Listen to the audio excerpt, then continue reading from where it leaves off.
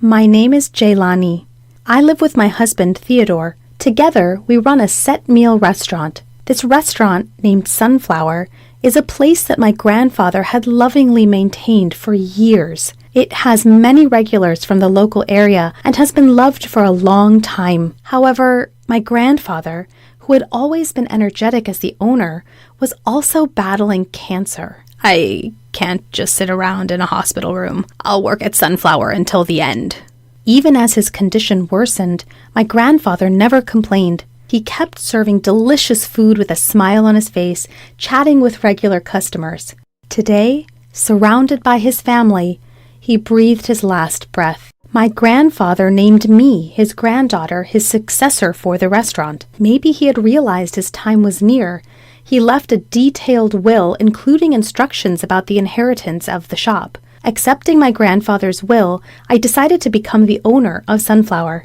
Thankfully, even after my grandfather passed away, the customers didn't stop coming. The employees who had been working for us continued to serve faithfully. Having watched my grandfather's cooking all my life, I was confident that I could continue to serve dishes that tasted just like before. Perhaps it was because I was cooking with all my heart to keep the restaurant going, but the regular customers who were used to my grandfather's cooking gave positive feedback. "This taste! It's just like your granddad's. It feels like he's still here even though he's gone." The regulars were delighted that they could continue to enjoy my grandfather's flavors. Sunflower has been thriving just like when my grandfather was around, and I'm more motivated than ever. However, since my grandfather passed away, my husband has started to show dissatisfaction. "Normally, a man would be the owner of a restaurant. I don't get why you inherited it." "I'm his granddaughter. That's why. The restaurant is in my name, but we're running it together, so it doesn't really matter, does it?" "Well, I guess." My husband seemed to have wanted to be the owner and sometimes vented his frustrations, but I'm the one who mainly cooks. Since my grandfather's time, my husband has mainly been handling the cash register, deliveries, and shopping. An owner who can't cook doesn't quite fit the bill. I could have given in a little and not been so stubborn, but my grandfather had nominated me. Once nominated, I didn't want to disregard my grandfather's wishes. "Jaylani, can I have another one of these?" "Sure, got it." The restaurant is still bustling, and I'm busy every day. Then, one day, someone paid a visit. "Hey, big bro, long time no see." It was my husband's younger brother. This brother-in-law of mine was quite a troublesome character. Despite his age, he didn't hold a steady job and was always flitting about, playing around. To be honest, I found him difficult to handle. Last year, he moved far away, saying he was going to find work, but it seems he quit that job and came back. "Oh, welcome back." Despite this, my husband cherished his younger brother. My husband seemed glad that his brother had returned to our hometown. "I heard the old man passed away. You took over the shop, right, bro?" "No, not me." "No way! Your wife? Seriously? A woman running a shop? That's hilarious." Unaware of the annoyed looks from the customers, my brother-in-law roared with laughter. I felt silly engaging with my brother-in-law and decided to ignore him. "Since we're family, it's free, right?" "Yeah, sure." My brother-in-law ate a large meal, drank beer, and left without paying. That's how unreasonable he is. "Our relatives come here too, but they always pay. It's unfair to make only your brother free, so please charge him next time." "It's fine. He doesn't have money. It's okay to give him a break."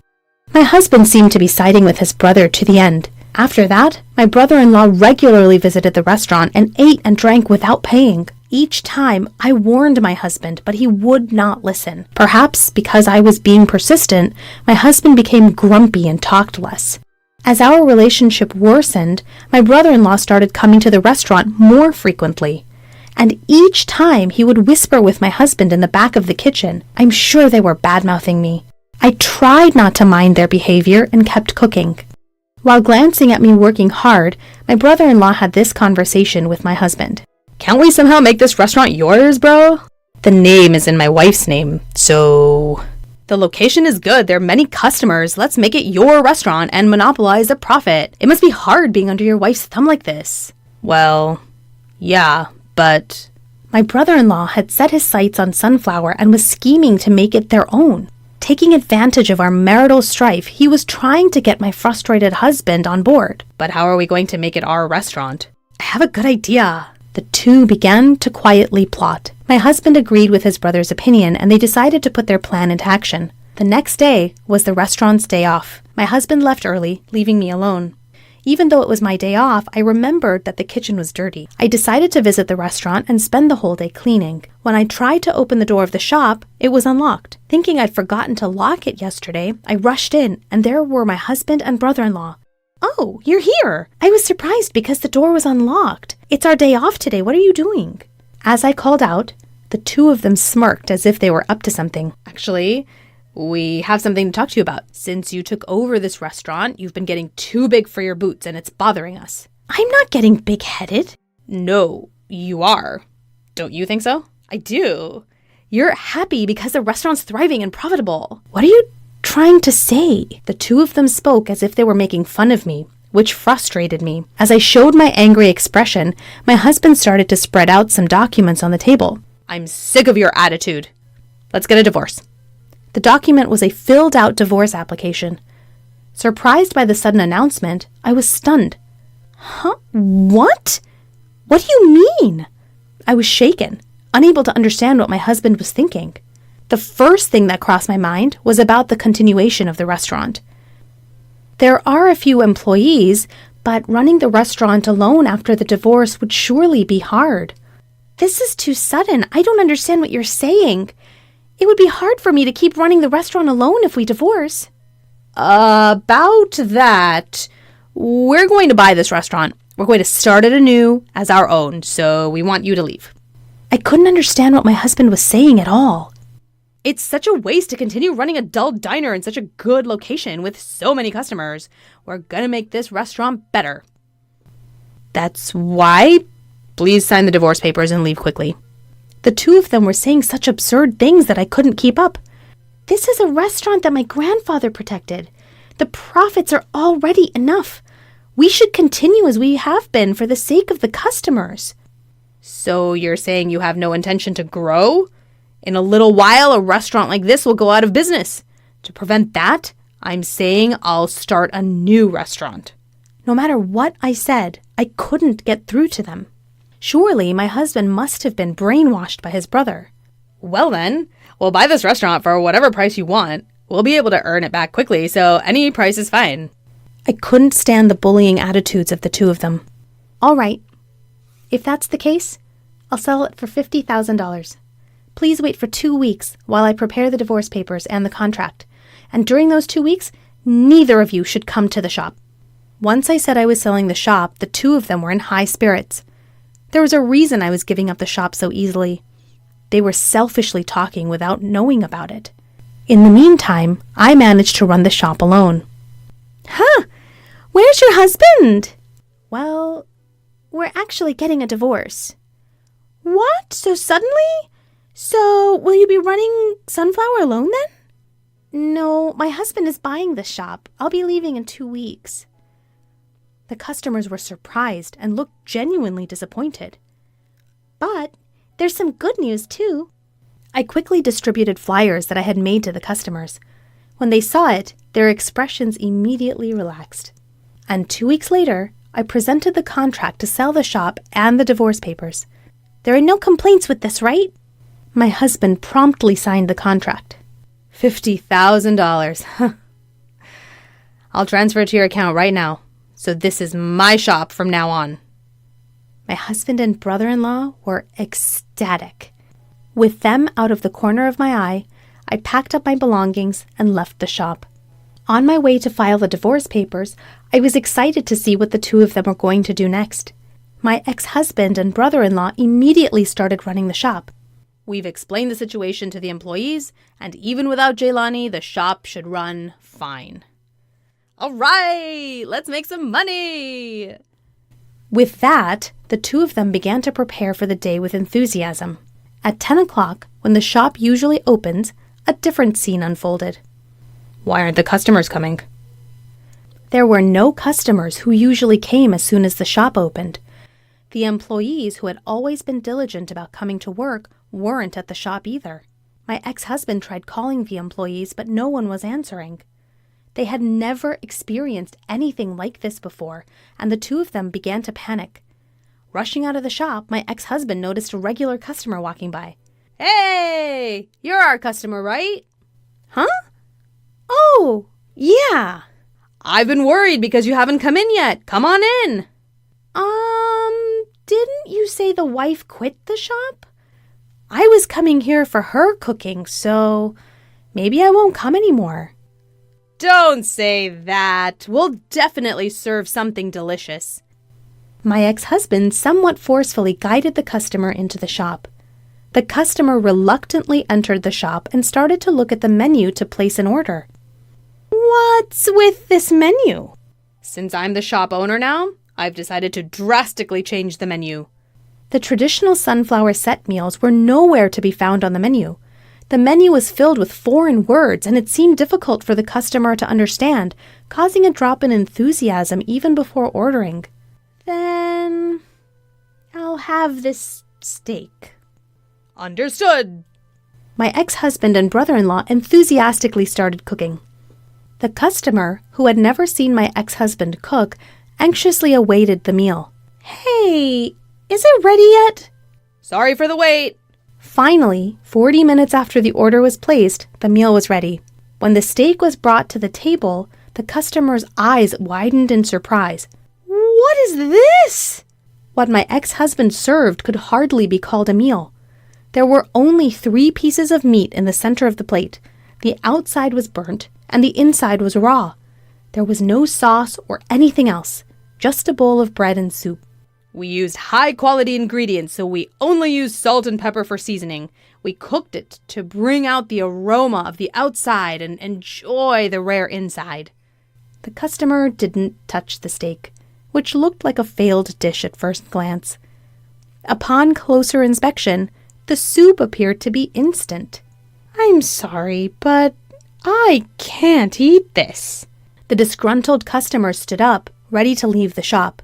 My ex-husband was shocked that not a single bite was taken. Customer, you still have to pay. That will be $30.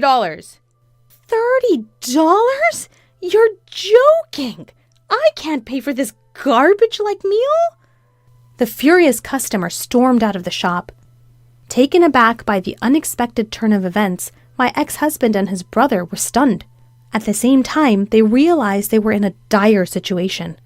Neither my ex-husband, who had barely ever cooked, nor my freeloader brother-in-law could possibly run a restaurant. They should have realized this if they thought about it, but they were too focused on making money. From that point on, not a single customer visited the Sunflower under their management. Meanwhile, I had started a new shop in a different location. It's Sunflower 2. The employees who had worked at the original Sunflower are also with me. This shop was also inherited from my grandfather. My grandfather had been concerned about the aging Sunflower and its durability, so he had built a new shop in a different location. He wanted to announce the new shop once it was finished, but he passed away before the shop was completed. This shop was entrusted to me. I had not disclosed the existence of this new shop to my ex-husband. During the 2 weeks I handed over Sunflower, I advertised the new shop. Regular customers who wanted to eat my food all followed me. Thanks to that, the shop has been bustling since its opening day. We have enough margin to hire a few part-time workers. Since I have the $50,000 I received from my ex-husband, I can also add to the employees' salaries. Here, I began to offer my original dishes. To broaden our customer base, I came up with menus for younger people and even weaning food that small children could eat. This has attracted a lot of attention, and the number of families visiting has increased. While keeping my grandfather's flavors, I'm growing the shop to fit the times. The daily hustle gives me a sense of fulfillment. Meanwhile, my ex-husband and his brother were at a loss in the old Sunflower. They had borrowed a large amount of money to pay me $50,000, and now they are receiving demand letters. What are we going to do about this? You're the one who suggested this, right? Figure it out! The brother-in-law, whose predictions had gone awry, was holding his head in his hands. Then he had an idea. I've got a great plan. Hatching a scheme, the two of them suddenly showed up at my bustling restaurant during the busy lunch hour. Jaylani, please help us! Despite the restaurant being packed with customers, the brother-in-law was shouting loudly. My brother hurt his arm and can't cook anymore. We'll give the old restaurant back. Could you return the money as well? You guys took over the old restaurant, remember? You signed the contract. You need to take responsibility and make it work. I brushed off the brother-in-law's plea and was about to return to my work when my ex-husband appeared from behind him, looking pained. Jaylani, help me. Thinking he was being overly dramatic, I was about to turn back to the kitchen when the restaurant became noisy. Whoa! What's that? That looks painful. Is he okay? When I looked towards my ex-husband, seeing the customers stirring, I was taken aback. His fist was covered in a large bruise. Are you really injured? That's what I've been saying. Then go to the hospital right now.